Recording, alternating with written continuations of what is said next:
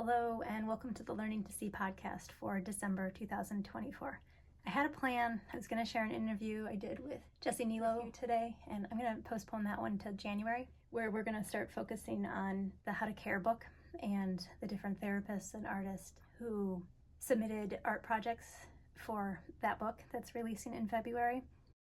And I felt this calling, this need to keep focusing December on Advent. And I'm going to share a couple things with you, but one of the big ones is how God brings light to the darkness, and even how darkness is not dark to him. As I was on the walk last night, I was also remembering another time recently where a lot of people were going outside and taking videos and photos of the Northern Lights, and you'd look up at the sky and you'd see a little something. It's pretty cool. You don't usually get a lot of Northern Lights up here, particularly any that are the colored. We usually get green, but that night we were seeing some other colors. But when we brought out our cameras, all of a sudden we saw tons of light, tons of color. It was just amplified because there was a light source that we couldn't detect with our own eyes. This winter, it's been really mild, but the darkness, when it started getting dark at 4, it was like a light switch for me of suddenly I was walking the dogs in pitch blackness every day. And it's sort of depressing. I said, I'm really looking forward to the snow this year more than I ever have before, because I was looking forward to a time when I could walk the dogs and be able to see at night because of the way that snow reflects the moonlight. I tried to take a picture of it last night. You couldn't see any moon. You couldn't see any stars. It was totally foggy and misty, but there is snow on the ground. And I didn't need to turn my headlamp on at all. I could see where the road was. I could see where the trees were. We could have gone walking in the forest last night with no extra light because there was just a bit of light being reflected. The camera couldn't catch it. And I was really curious about that. And as I was trying to video it, the thought came to me is the camera can't catch reflected light. It can only catch light from a source. I was also really impressed with the idea of walking through the darkness, and you can see this little tiny speck of light out in the distance, and you can see it flashing through the woods. And it's just a tiny glimpse, but it is crystal clear in the darkness when there's a light. It's not so crystal clear during the day if the house was lit up, but in the darkness, you can see it from way far away. You guys experienced this? And I think there's a lot of parallels in that. So today I wanted to focus in on the light in the darkness. And yesterday's sermon by Pastor Tim was great. I'm going to link to that below, of how Advent and Christmas, we try to make it all happy and jolly, and sometimes that really feels false and forced. And he quoted some stuff from National Lampoon's Vacation, and if you guys haven't seen that, I recommend go watching that. You're going to laugh. Some of it's a little bit sadly relatable. But if we just try to force the happiness, if we only look at the light, if we only look at the good, if we only paint bright things, they become everyday. They become mundane. They become ho-hum, right? They don't bring us as much joy as when we add the dark values, when we acknowledge the pain and the longing of what's going on in our world. When the darkness comes in and we acknowledge it, we can see the light so much more clearly, and it brings us so much more joy. So that's what we're going to do today. As I light a candle in the darkness here, I just want to take a minute to notice what a difference that makes. When I turn the lights back on, it's not going to be as dramatic. So the art we're going to do today, or the art I'm going to prompt you to do today, is playing with the darks and the lights as you prepare for Advent, as you acknowledge the darkness that's inside and around you, and where these bits of light can make a really big difference. So as I turn all these lights on, that candle suddenly becomes not such a big deal, right? It doesn't even seem to light up anything. It seems kind of pointless to turn it on. But in the darkness, that tiny little flame really made a difference. So a couple things that have been helping me prepare this Advent, and I would love to hear what you're doing for Advent to prepare your heart for his arrival. One thing obviously I've been doing is going back through the book that I wrote about Advent, the devotionals, the verses, the images. Got some projects in here, so I hope you check that out. The wood-burned ornaments, candles. I also created a spiral-bound workbook to go along with that, or to go along with the free course. Hopefully that's inspiring some people. The free course is in the new website now, helping us journey to Christmas over the 4 weeks and really experience it from different perspectives and focusing our hearts, our minds, our bodies, our souls on what's coming. Another book I've been quite enjoying is Brooke's book, God with Us. There's a definite repetitiveness to it, and she does that intentionally. Singing a song for each week, and you sing it every single day. I sing it silently. And then she focuses on one chunk of scriptures that's consistent every day. She's got some poetry, some bits of great literature, and a great artist. Each week it's different, and it's nice to kind of slow down and focus this way. As you focus on one set of scriptures or one song, and you do it every single day, that repetitiveness, kind of that Lectio Divino idea, you notice different things about that song or about those verses or about that story. And I think that's one thing that this book really offers well. So if you're looking for a new Advent study, I recommend those two. I found this Advent guide to prayer. And honestly, one of the things that really attracted me to it was the visuals of these candlesticks in the dark. And this is to remind us to pray for the 1040 window. And it's nice each week, it just goes week to week, not day to day, of a verse and some scripture and some ideas to focus on. And it's got the different candles lit each time. Artistically, I've done a couple things in the past to focus on it a little differently. Normally, we take white paper and we draw on it, right? We're pretty used to that concept. Have you ever switched it up for yourself and taken a dark colored paper or black paper and drawn with white? It kind of forces you to see things a little differently. I was trying to really focus in on that a while ago, and I'll just show you a couple of these. There's definitely a learning curve to reversing how you see things and how you draw them. So I was just using white pen and white charcoals to draw only the highlights of images. Then I was inspired by another artist to draw the outline and the highlights of an image without drawing a single line, only using dots. So some pointillism there, and to only use dots to try to show the different shadings. It is not my cup of tea to do a lot of this. I started like almost stuttering with my hand. It's a lot, so I really, really admire, especially after practicing this, I really admire anybody who's into pointillism. It is a whole different skill set. I created a whole little journal entry using just black and white. I've really admired or appreciated art that is black and white with some gold. And here I tried the pointillism idea again without actually drawing the figures, but only the space around the figures. And then my parents' dog. So those were a couple experiments I did with white on black, and I would encourage you guys to give that a try. It shifts things up a bit. When you get a new art supplies, do you ever do color tests? Well, I decided to do a color test with these sets when I got them, one on black and one on white, and you can see there's a big difference in how the colors show up. Exact same colors, just two different backgrounds. And I remember one of my instructors in grad school, Doris Arrington, I'm sure you've heard me mention her before. She's pretty amazing. She was talking about how all gemstones, have you noticed what they're set in? And if you go to a jewelry store, what color is the foam that they put gemstones on? It's black. You wouldn't put it on white, you wouldn't put it on orange or blue or red, because it would just take away from the color of the gem itself. Just another good reminder. The background that we use changes how things look.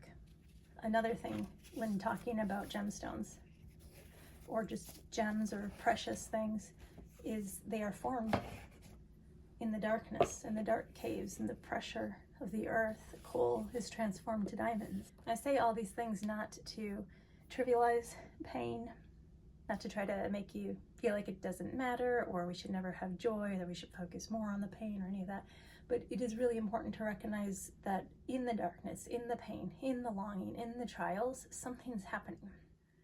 And actually, today's devotionals by Brooke in God With Us, we were to listen to the song, It Came Upon a Midnight Clear, and to read Luke 1.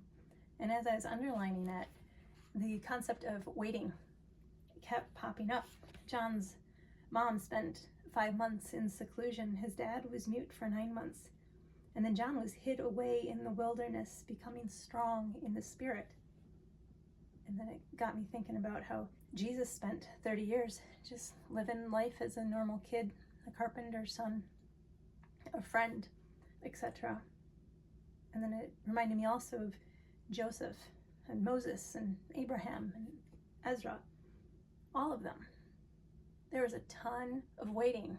The 40 years in the wilderness, I know that could have been shorter, but there was a time in the wilderness. What is in your life? What stage of life are you in? Could this be a preparation time?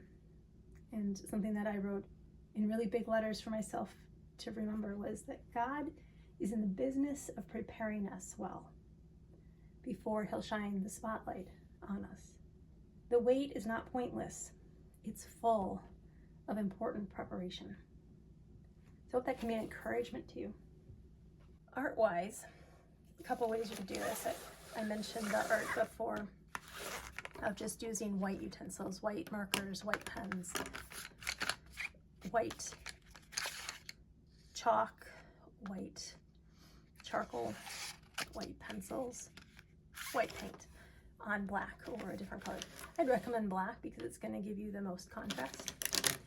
And see what that feels like to you to draw white on black. The other thing is you could go traditional colors, just using charcoals on paper. So there's the willow charcoal that's going to go on really easily, and it's very fragile. There's the compressed charcoal, which is going to leave darker marks, but a little bit harder to erase. If you don't want to get your hands dirty, think about getting some blending stumps or even like makeup sponge things. There's also, you can get charcoal powder if you'd like to get a whole area brushed with charcoal. And then a really important thing, I think, when working with charcoal, if you use the blending stumps, you're going to want to make sure that you only use a set for black and a set for white, because all of a sudden you'll have gray everywhere. Just an important note on that. And then I always think having erasers around when you're working with charcoal is important. You can make some really dramatic things happen. There's all sorts of different erasers. The regular pencil erasers, pink erasers, white erasers. This is a mono zero eraser. Great for super fine bits of erasing to make like a fine line or a fine crease.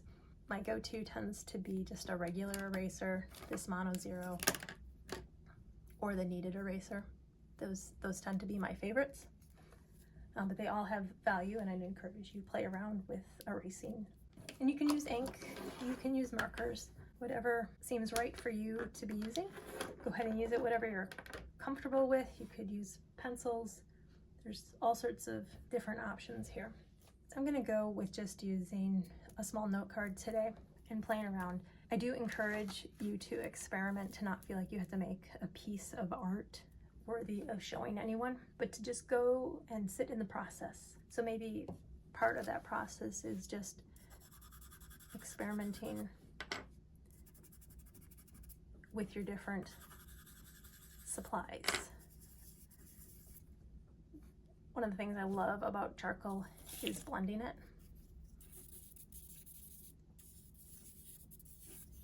So play around with the different marks, hold it in different ways with your hand, and notice how it moves differently. So the compressed charcoal really leaves a mark. You can go lightly, you can go darkly,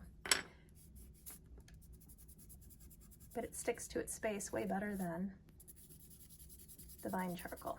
Vine charcoal brushes off real easy. Let's throw some powdery charcoal in here. If you're using your hands, you're going to be real dirty. So just be aware of that when you're handling paper or clothing or anything that maybe you don't want to have charcoal smudges on it.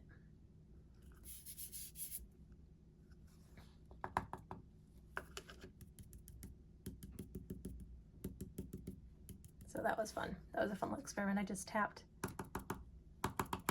the cap of the powder charcoal, and then instead of smudging, I just tapped my finger on it, and you get little dots all over.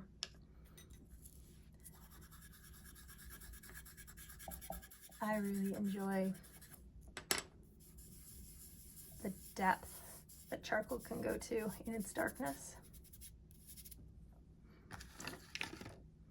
And now let's test out what happens when we bring in a little bit of erasing.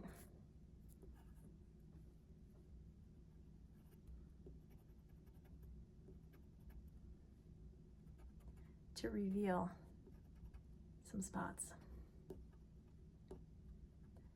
One of the things that struck me last night as I was walking the dogs, and something that I want to create a piece of art about, is what it was like to walk in the dark.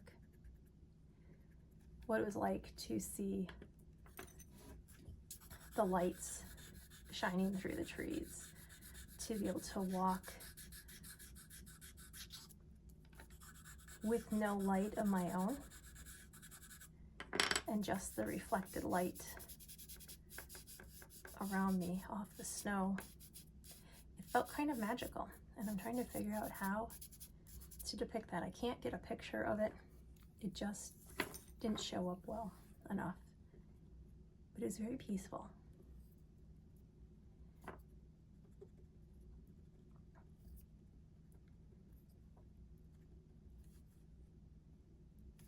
You can see the silhouettes of things. It's simplified.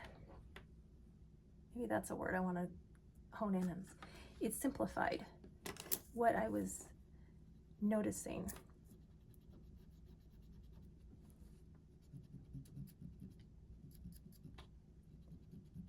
I didn't have to pay attention to everything around me because I couldn't see the details.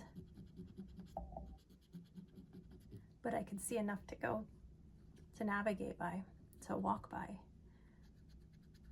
to not hit a tree by, to not hit a mailbox by. We could see the deer on the edge of the road, but not clearly.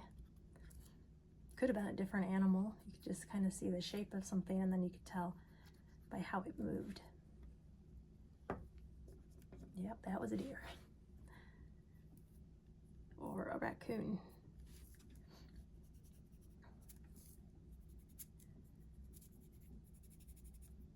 So now I'm literally just playing around with the shapes and with different materials that I have to see what I can do with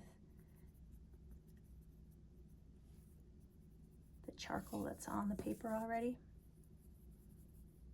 with no particular plan. And this gives me a lot of information as I develop more of a plan of what I want to do, to try to depict that magicalness.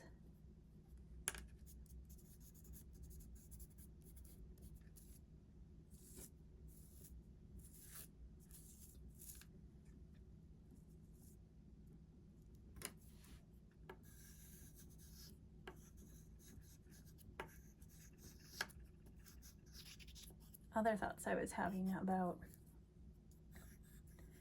an art thing to show you today was you could really make this a personal journaling exercise to explore the darkness within you. One of the things that Pastor Tim was talking about today was the law, and how the law was never meant to be a checklist of how to get into heaven. What do we need to do to assure our salvation, or to get the scales properly aligned so that we've done more good than bad in our lives? We can't atone for our sins. Only Jesus can atone for our sins. But anyway, the point of the law was not to show us how to get into heaven or how to be good. It was actually meant and designed to show us how sinful we were, how sinful we are, how desperate we are for someone to come in and save us. So if you'd like more of a journaling exercise today, I encourage you to do some journaling with charcoal. And I'm just going to fake write but I will do this in my journal actually, for real. A note, if you do this in your journal and you want to be able to close and open it, make sure you have a workable fixative or some aerosol hairspray that when you're finished with your charcoal that you spray it, or you're going to have charcoal smudging all over your journal forever. And what you make will keep changing every time you move the journal or open the page. Anyway, so for a little art therapy, a little processing, a little heart preparation, start allowing the law. If you want to read through the 10 Commandments, if you want to read through a couple verses, Pastor is focusing in on 1 Timothy. So there's a small verse, a couple verses in there about all the different ways we sin. There's the 10 Commandments. There's all sorts of places in the Bible, and I'll link to a couple of those verses in the write-up today, where you could literally just check mark and write out where you've gotten it wrong. And you could just ask the Holy Spirit too, of where have I messed up? Where have I failed to do what you've asked me to do? Where have I been silent when you've told me to speak? Where have I kept going when you've told me to stop? I think if we're all honest with each other, I think if we're all honest with ourselves, that's going to be pretty easy to fill up our page with darkness. And you don't have to write words. You can draw symbols to represent things. It can be abstract. You can be literal.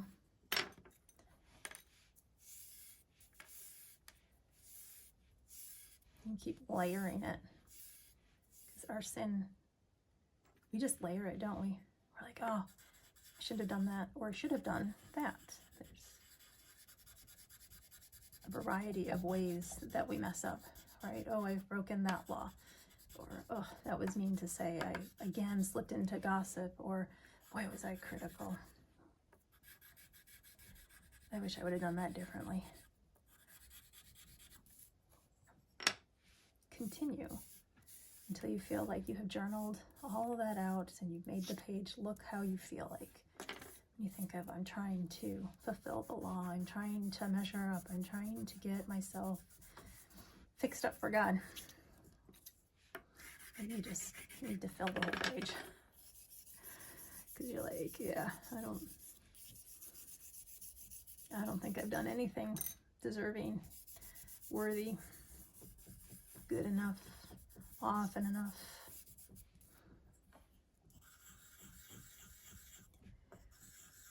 It's not a pretty picture. It's a pretty bleak picture. Just journal. Just play with your supplies until you feel like that is a good depiction of that internal state. When you think of the law, if you think of trying to earn your way to heaven or getting right before God,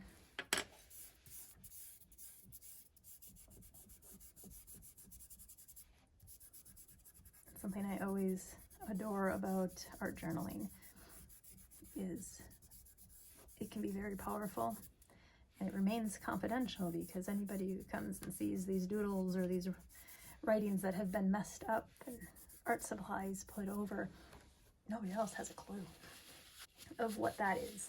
They can have their own interpretation of it, but they can't know what was going on in your heart, can they? That's something only you can know.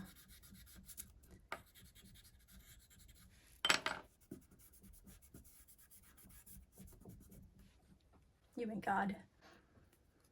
And then allow yourself, when you feel like you've gotten all that out, you've expressed the darkness, you've felt the darkness, you've mourned the sadness, you've lamented your mistakes, you've looked at the darkness that's in the world, locally, internationally, generationally.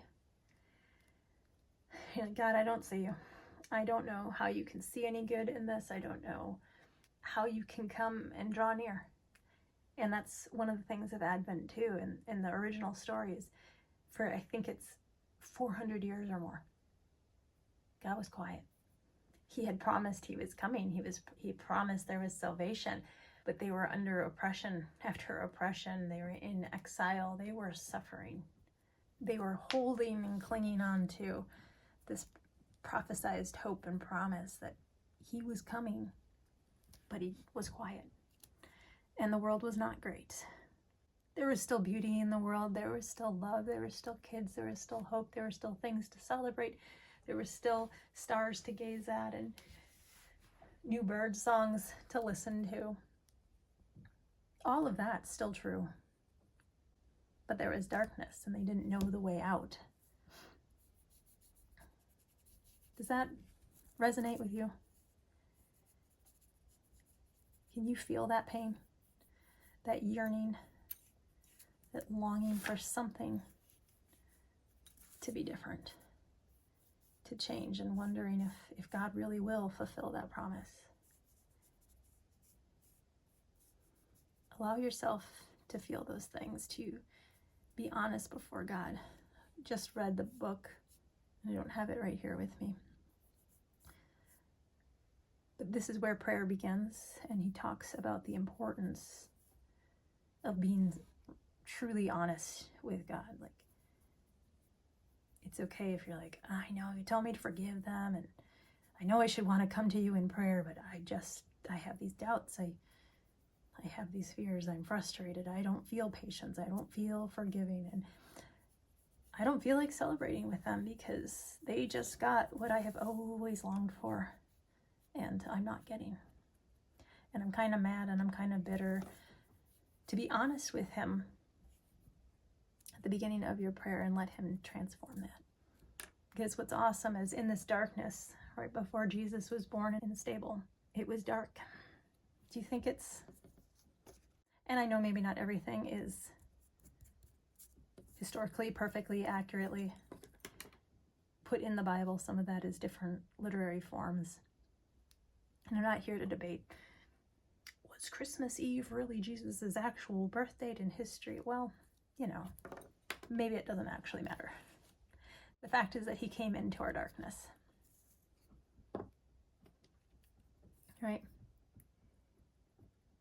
He came in. And his arrival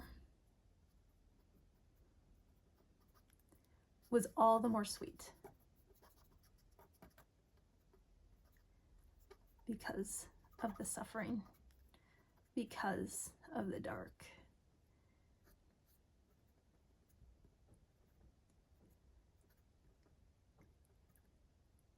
And I'm getting very distracted right now with my drawing, and I'm going to have to finish this later and show you. But I had no plan when I started filling this page out, and this is super fun. Suddenly I'm seeing a whole entire scene develop. Are you guys seeing this? Right now I'm seeing the cave where Jesus was born.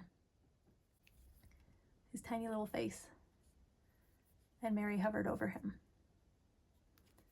And I don't want to develop this too much because I don't want to lose it.